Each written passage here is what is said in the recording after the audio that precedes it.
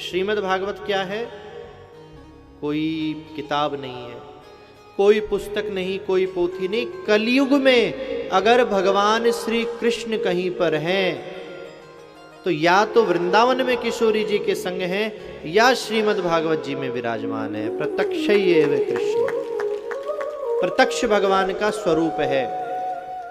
अब पूरा शरीर है तो उसमें हाथ पैर मुख सारी चीजें हैं 12 स्कंद में। लेकिन जो 10वां स्कंद है वो क्या है, जो हम सुन रहे हैं जन्म से और अब तक, वो है भगवान के भागवत रूपी विग्रह का हृदय। और उस हृदय में भी अभी थोड़ी देर के बाद हम सुनेंगे, उस हृदय में भी जो मुख्य जो प्राण है वो क्या है? गोपी गीत है।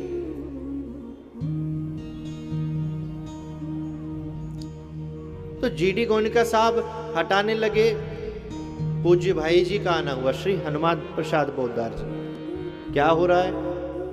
बोले महाराज के अर्थ का अनर्थ लोग बना देते हैं, क्या क्या भगवान के बारे में कहते हैं, इसको मत निकालिए, इसको हम हटा रहे हैं इसमें से।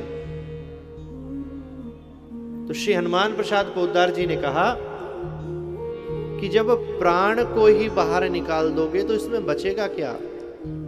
व्यक्ति की जब मृत्यु होती है क्या निकलता है? प्राण ही तो निकलते हैं, किसी काम का नहीं रहता। घर वाले भी कहते हैं जल्दी ले चलो, जल्दी ले चलो। तो भागवत रूपी श्री कृष्ण में से अगर तुमने प्राण को ही निकाल दिया, रास पंचाध्याय को निकाल दिया, तो इसके प्राण ही निकल जाएंगे। फिर क्या प्रभाव रह जाएगा? बोले फिर क्या किया जाए? फिर बड़ी सावधानी से लिखा गया और कुछ अलग से उल्लेख श्री हनुमान प्रसाद पोद्दार जी का इसमें अलग से दिया गया, ताकि एक सांसारिक प्राणी भी इस प्रसंग को समझ सके।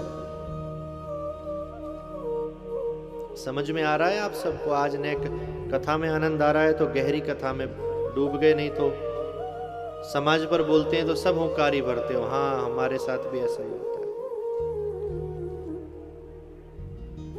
पर थोड़ा बहुत मूल को भी स्पर्श करना चाहिए कि मेन महत्व क्या है। कम से कम कोई आपसे कहेगा कि भगवान कृष्ण तो गोपियों के संग नाचते थे, तो उत्तर तो दे पाओगे कि गोपी है क्या और कृष्ण क्या है। फिर क्या हुआ, 50-60 वर्ष पहले तक भी आज से ये महारास का प्रसंग जो है,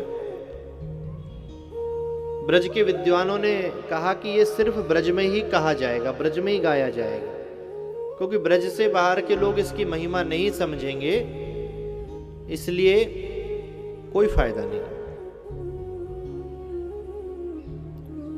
सिर्फ ब्रज में ही गाया जाने लगा।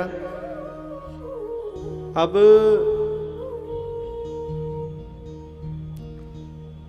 ब्रज में कुछ लोगों ने सुना और क्या कहने लगे कि इस प्रसंग में तो कोई ना कोई गड़बड़ है, इसलिए हमारे यहाँ जब व्यास जी कथा कहने आते हैं तो इस बात को स्किप कर जाते हैं, सीधा जंप मार जाते हैं अगले प्रसंग। तो और अनर्थ होने लगा। तब कुछ विद्वान वक्ताओं ने, स्वामी श्री अखंडानंद जी महाराज एवं अनेकों ऐसे संत हुए हमारे ब्रज में, जिन्होंने बड़े सावधानी से इस महारास के प्रसंग को ब्रज से बाहर भी रखना शुरू किया, ताकि एक आम जन इस महारास के प्रसंग को सिर्फ एक नाच गाने के रूप में ना समझे, इसके अंदर की समाधि का दर्शन कर सके। रास देखने में जितना नृत्य है, समझने में उतनी ही समाधि है। कभी अवसर मिला मित्र साहब तो 7 दिन गोपी गीत पर ही चर्चा रखेंगे। भागवत कथा, राम कथा, ये सब तो निरंतर आप सब सुनते रहते हैं। गोपी गीत पर 7 दिन या 9 दिन की चर्चा रखेंगे और तब हम समझ पाएंगे कि गोपियों का भगवान के प्रति प्रेम कैसा है।